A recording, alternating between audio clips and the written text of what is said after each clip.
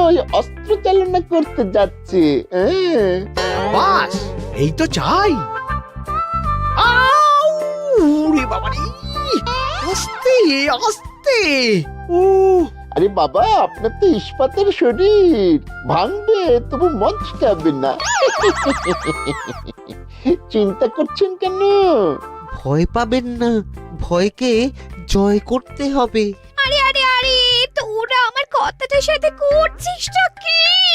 মানুষটা মরে যাবে তো। ও চিন্তা করো না গিন্নি। ও বাবা, ওরা বলেছে আমার ইস্পাতের শরীর, ভাঙবে তবু মচকাবে না। একবার একবার এই বুড়ো বয়সে হাত পা ভাঙলে কি সামলাবে শুনি? মন্ত্রীমশাই, আমাদের বকশিসটা দিয়ে দিন, আমরা কেটে পড়ি।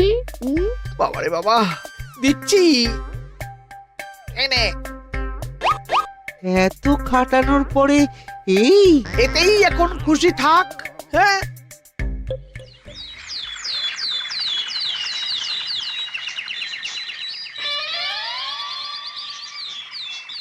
এবার তোমাদের সকলকে অস্ত্র শিক্ষা দেওয়া হবে। উফ, রোজ রোজ কি জ্বালাতনে পড়েছি, বাপরে বাপ। বাবা মা কাউকে ডাকার দরকার নেই। ভালো না লাগলে রাজসভা চাকরি ছেড়ে চলে যাও। মহারাজ, এটা তো উচিত নয়। যে যেটাই পারদর্শী তাকে সেটাই করতে দিন না। একটা বাঁদরকে যদি আপনি বলেন শিকার করে মাংস খেয়ে দেখা, সে কি পারবে মহারাজ? মহারাজ, গোপাল একটু বেশি কথা বলছে, ওকে আপনি বের করে দিন। আমি তোমার কথায় গলবো না গোপাল, তোমাদের সবাইকে এখন অস্ত্র শিক্ষা শিখতেই হবে। কর্তার ইচ্ছায় কর্ম, এখন তো আমার আর কিছুই বলার নেই। তাহলে আর দেরি কেন, তোমরা সবাই একটা করে ঢাল আর একটা করে তলোয়ার তুলে নাও। সেনাপতি, বলুন মহারাজ। তুমি সকলকে অস্ত্র শিক্ষা দেবে, তলোয়ার চালানো শেখাবে। এক এক করে প্রত্যেকে তোমার কাছে যাবে আর এক এক করে তুমি সবাইকে তলোয়ার চালানো শেখাবে। আচ্ছা মহারাজ, তাহলে ওই সবার প্রথমে চলে আসুন মন্ত্রী মশাই। হ্যাঁ, আমি প্রস্তুত। আমার শরীর ইস্পাতের মতো, ভাঙবো তবু মচকাবো না।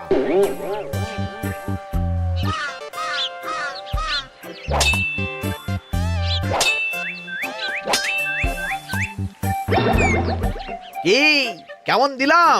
অত সহজ নয় সেনাপতি। আমি মন্ত্রী এমনি এমনি হইনি, আগে অস্ত্র শিক্ষা শিখে তবে মন্ত্রী হয়েছি। এটা কি হলো? হ্যাঁ, আপনি অস্ত্র শিক্ষায় পারদর্শী, কিন্তু আরো বিচক্ষণ হতে হবে। কারণ আজকে এই পাগড়ির জায়গায় আমি যদি তলোয়ার আপনার গলার দিকে চালাতাম, তাহলে কিন্তু আপনার এই ভবলীলা এখানেই সাঙ্গ হয়ে যেত। ঠিক আছে ঠিক আছে, মনে রাখবো। এবার বাকিদের তো ডাকো। হ্যাঁ, এরপরে তলোয়ার চালানো শিখতে আসবে গোপাল। গোপাল দাদু, গোপাল দাদু। বাবা বাবা বাবা, গোপাল তুমি আবার দলবল নিয়ে এসেছো। দেখি তোমার কত দম। গোপাল, তুমি প্রস্তুত হও।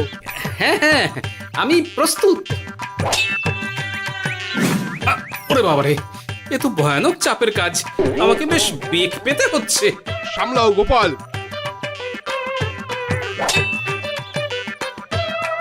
না, আমাকে অন্য রাস্তা দেখতে হবে। সেনাপতি, মহারাজের দিব্যি, তুমি আমার দিকে তলোয়ার ঢাল বাড়াবে না। এই এই, এটা কি হলো? সত্যি তো, এটা কি হলো? গেল গেল গেল গেল গেল গেল গেল, দুটিটা খুলে গেল গো। দেব নাকি এবার কুচ করে কেটে? জিতে গেছি, জিতে গেছি। এটা কি হলো? শত্রুপক্ষ কখনো কারো দিব্যি শুনবে না। আর সেনাপতি, তুমি কি ওখানে দাঁড়িয়ে দাঁড়িয়ে মজা দেখছো? আমি কি করব মহারাজ, গোপাল যে আপনার দিব্যি দিয়ে দিল। গোপাল বেটা খুব চালাক। তাহলে এখন উপায়? ওসব গোপাল তোমাকে বোকা বানাবার জন্য করেছে। তুমি ধুতি ঠিক করে আবার লড়াই চালিয়ে যাও। যথাজ্ঞা মহারাজ।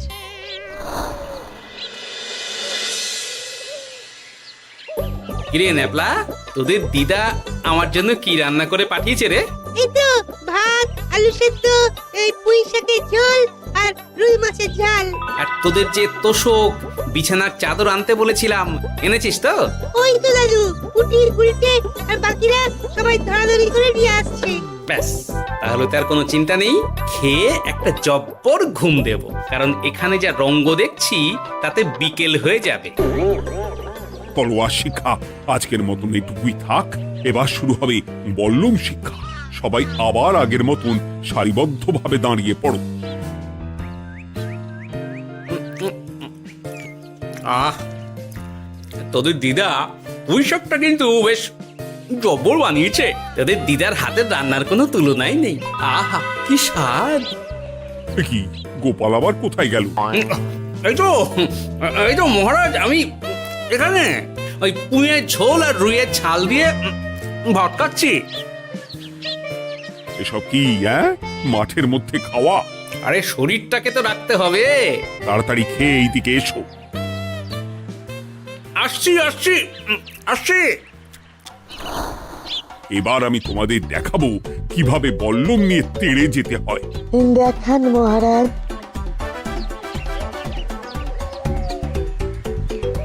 এ তো খুবই সোজা মহারাজ। ঠিক আছে, তাহলে বল্লম নিয়ে তেড়ে যাও দেখি।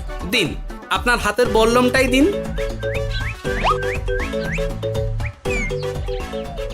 আরে আরে, গোপাল তো মাঠ থেকেই চলে গেল। আমি ডেকে আনছি মহারাজ। আরে আরে ও গোপাল, গোপাল, মহারাজ ডাকছেন, থামো থামো। মহারাজ বলেছেন বল্লম নিয়ে তেড়ে যেতে, তেড়ে গিয়ে আবার ফিরে আসতে তো উনি বলেননি। আরে এ তো মহা মুশকিল। উনি এক্ষুনি তোমাকে মাঠে ফিরতে বললেন। সেটা আপনাকে বলতে পারে সেনাপতি, আমাকে তো বলেনি। আমি চললাম।